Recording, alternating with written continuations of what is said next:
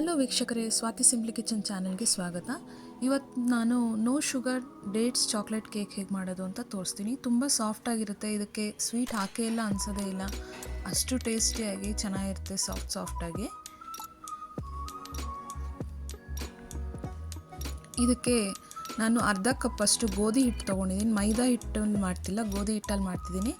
1/4 ಕಪ್ಪಷ್ಟು cocoa powder, 1/4 ಕಪ್ಪಷ್ಟು ಎಣ್ಣೆ, 25ರಿಂದ 30 ಡ್ರೈ ಡೇಟ್ಸ್ ತೊಗೊಂಡಿದ್ದೀನಿ. ಇದನ್ನು ಫಸ್ಟು ಡೇಟ್ಸ್ನ ಪೇಸ್ಟ್ ಮಾಡ್ಕೊಬೇಕು. ನಾನು ಬೀಜ ತೆಗೆದು ಮೊದಲೇ ಇಟ್ಕೊಂಡಿದ್ದೆ. ಇದಕ್ಕೆ ಅರ್ಧ ಕಪ್ ಹಾಲು ಸೇರಿಸಿ ಬಿಸಿ ಮಾಡಿ ಆರಿಸಿರೋ ಹಾಲು ಹಾಕಬೇಕು. ಬಿಸಿ ಇರಬೇಕಾದ್ರೆ ಹಾಕಬಾರ್ದು ಹಾಲು. ಇದನ್ನು ಪೇಸ್ಟ್ ಮಾಡ್ಕೊಬೇಕು. ಪೇಸ್ಟಿಗೆ ಆಯಿಲ್ ಹಾಕಿ ವಿಸ್ಕ್ ಮಾಡ್ಕೊಬೋದು.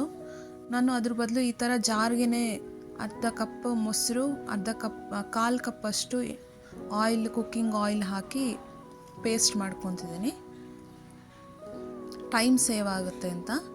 ಇವಾಗ ಪೇಸ್ಟನ್ನ ಒಂದು ಮಿಕ್ಸಿಂಗ್ ಬೌಲ್ಗೆ ಹಾಕ್ಕೊಬೇಕು.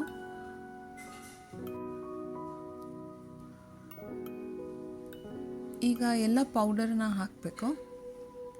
ಅರ್ಧ ಕಪ್ಪಷ್ಟು ಗೋಧಿ ಹಿಟ್ಟು, ಇದು ಅರ್ಧದಿಂದ 3/4 kg ಅಷ್ಟಾಗುತ್ತೆ ಕೇಕು. ನೀವು ಜಾಸ್ತಿ ಬೇಕು ಅಂದರೆ ಕ್ವಾಂಟಿಟಿ ಜಾಸ್ತಿ ಮಾಡ್ಕೊಬೋದು. 1/2 spoon baking powder, 1/4 spoon baking soda, cocoa powder ಎಲ್ಲ ಹಾಕ್ಕೊಂಡು ಇದನ್ನು ಮಿಕ್ಸ್ ಮಾಡ್ಕೊಬೇಕು.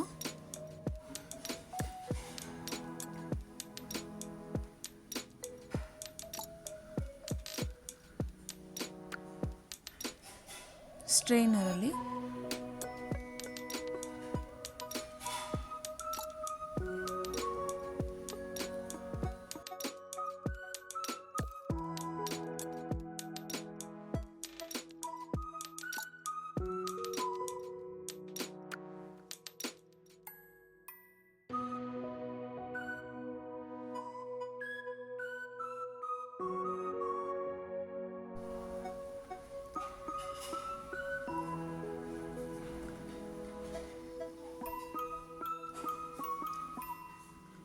ಇದನ್ನು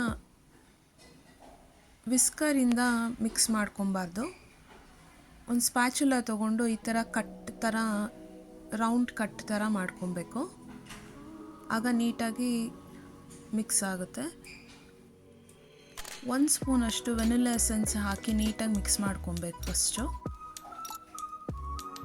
ಬ್ಯಾಟರ್ ಏನಾದರೂ ಸ್ವಲ್ಪ ಗಟ್ಟಿ ಅನಿಸಿದ್ರೆ ನೀವು ಸ್ವಲ್ಪ ಬಿಸಿ ಮಾಡಿರೋ ಹಾಲು ತೆಗೆದಿಟ್ಕೊಂಡಿದ್ವಲ್ಲ, 1 ಕಪ್ಪಲ್ಲಿ ಇನ್ನೂ 1/2 ಕಪ್ ಇತ್ತಲ್ಲ, ಅದನ್ನು ಆ್ಯಡ್ ಮಾಡ್ಕೊಬೇಕು.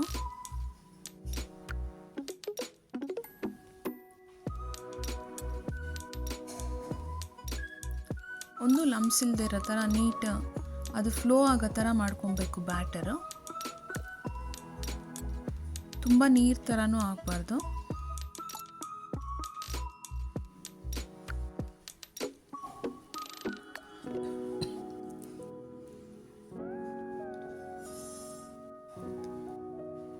ನೀವು ದೊಡ್ಡವರಿಗೆ ಮಾಡಿಕೊಡೋದಾದರೆ ಈ ಥರ ಮಾಡಿಕೊಡ್ಬೋದು. ಕಿಡ್ಸ್ಗಾದರೆ ನೀವು ಸ್ವಲ್ಪ ಇದಕ್ಕೆ ಜಾಗ್ರಿ ಆ್ಯಡ್ ಮಾಡಿ ಕೊಟ್ಟರೆ ತುಂಬ ಇನ್ನೂ ಚೆನ್ನಾಗಿರುತ್ತೆ. ಒಂದು 3 to 4 ಸ್ಪೂನಷ್ಟು ಜಾಗ್ರಿ ಹಾಕಿದ್ರೆ ತುಂಬ ಸ್ವೀಟ್ ಆಗುತ್ತೆ. ಇದಕ್ಕೆ ನಾವು ಡೇಟ್ಸೇ ತುಂಬ ಆ್ಯಡ್ ಮಾಡಿರೋದ್ರಿಂದ ಸ್ವೀಟ್ನೆಸ್ ಇರುತ್ತೆ ಆಲ್ರೆಡಿ. ಸ್ವೀಟ್ ಬೇಕು ಅನ್ನೋರು 2 to 4 ಸ್ಪೂನಷ್ಟು ಜಾಗರಿ ಪೌಡ್ರನ್ನ ಆ್ಯಡ್ ಮಾಡ್ಕೊಬೋದು. ಪರ್ಫೆಕ್ಟಾಗಿ ತುಂಬ ಟೇಸ್ಟಿಯಾಗಿ ಇರುತ್ತೆ. ನಾನು ಅರ್ಧ ಕಪ್ಪಷ್ಟು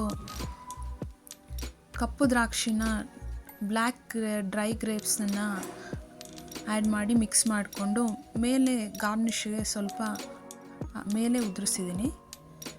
ಮೊದಲೇ ನಾವು ಸ್ಟೀಮರ್ ಬಿಸಿ ಮಾಡ್ಕೊಳ್ಳೋಕೆ ಇಟ್ಕೊಂಡಿದ್ವಲ್ಲ, ಅದನ್ನು ಇವಾಗ ಮೀಡಿಯಮ್ ಫ್ಲೇಮಲ್ಲಿಟ್ಟು ನೀರು ಚೆನ್ನಾಗಿ ಸ್ಟೀಮ್ ಬರ್ತಾ ಇರಬೇಕು, ಆದಮೇಲೆ ಇಡಬೇಕು. ಈ ಥರ ಲಿಡ್ನ ಕ್ಲೋಸ್ ಮಾಡಬೇಕು. ಕರೆಕ್ಟಾಗಿ 20 ಮಿನಿಟ್ಸ್ಗೆ ಇದು ರೆಡಿ ಆಗಿರುತ್ತೆ. ಫೋರ್ಕಿಲ್ಲ ಈ ಥರ ಚಾಕುಯಿಂದ ನೋಡಿದ್ರೆ ನೋಡಿ ಸ್ಟಿಕ್ ಆಗಿಲ್ಲ, ಇದು ಇವಾಗ ರೆಡಿ ಆಗಿದೆ ಅಂತ.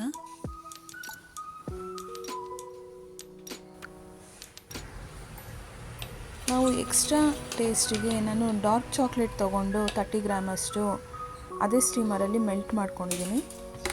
ಇದು ನಾನ್ ಸ್ಟಿಕ್ ಬಾಕ್ಸ್ ಆಗಿರೋದ್ರಿಂದ ನಾನು ಕ್ವಿಕ್ಕಾಗಿ ಮಾಡ್ಕೊಬೇಕು ಅಂತ ನಾನ್ ಸ್ಟಿಕ್ ಬಾಕ್ಸಲ್ಲಿ ಯಾವುದು ಮಿಕ್ಸರ್ ಬೌಲ್ ತೊಗೊಂಡಿದ್ದೆ ಅದರಲ್ಲೇ ಸ್ಟೀಮ್ ಮಾಡ್ಕೊಂಡಿದ್ದೆ. ಈ ಥರ ತೊಗೊಳೋದ್ರಿಂದ ಕೇಕ್ ಬರ್ನ್ ಆಗಲ್ಲ ಮತ್ತು ಸ್ಟಿಕ್ಕು ಆಗಲ್ಲ, ಕ್ಲೀನಾಗಿ ಬಂದುಬಿಡುತ್ತೆ ಬಟರ್ ಪೇಪರ್ ಯೂಸ್ ಮಾಡದೇ ಇದ್ರೂ.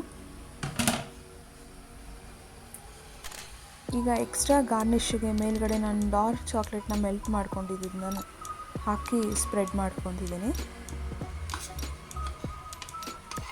ಈ ಥರ ಚಾಕ್ಲೇಟ್ ನೀವು 2 ಲೇಯರ್ ಬೇಕಿದ್ರೂ ಮಾಡ್ಕೊಬೋದು,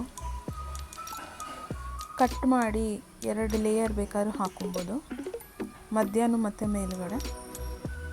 ಟೇಸ್ಟ್ ಇನ್ನೂ ಆವಾಗ ಚೆನ್ನಾಗಿರುತ್ತೆ.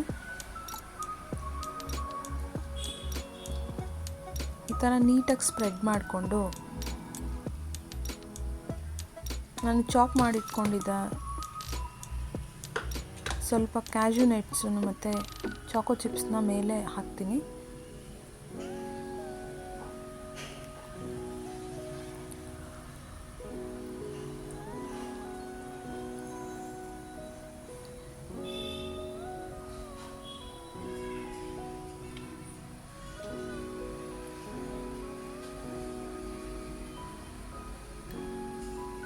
ಸ್ಟೀಮರಿಂದ ತೆಗೆದ್ಮೇಲೆ ನಾವು ಒಂದು 10 ಮಿನಿಟ್ಸು ರೂಮ್ ಟೆಂಪ್ರೇಚರಲ್ಲಿ ಇಡಬೇಕು. ಆದಮೇಲೆ ಇದು ಚಾಕ್ಲೇಟ್ ಸಿರಪ್ನ ಇಲ್ಲಾಂದರೆ ನಾವು ಮೆಲ್ಟ್ ಮಾಡ್ಕೊಂಡಿದ್ದಂಥ ಚಾಕ್ಲೇಟ್ನ ಹಾಕಬೇಕು.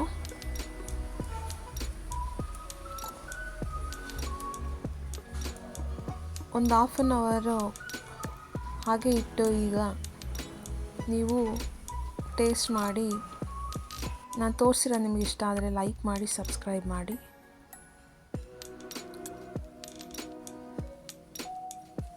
ತುಂಬ ಸಾಫ್ಟಾಗಿ ತುಂಬ ಟೇಸ್ಟಿಯಾಗಿರುತ್ತೆ. ನೀವು ಔಟ್ಸೈಡಿಂದ ತರೋದಕ್ಕಿಂತ ತುಂಬ ಚೆನ್ನಾಗಿರುತ್ತೆ. Thank you for watching.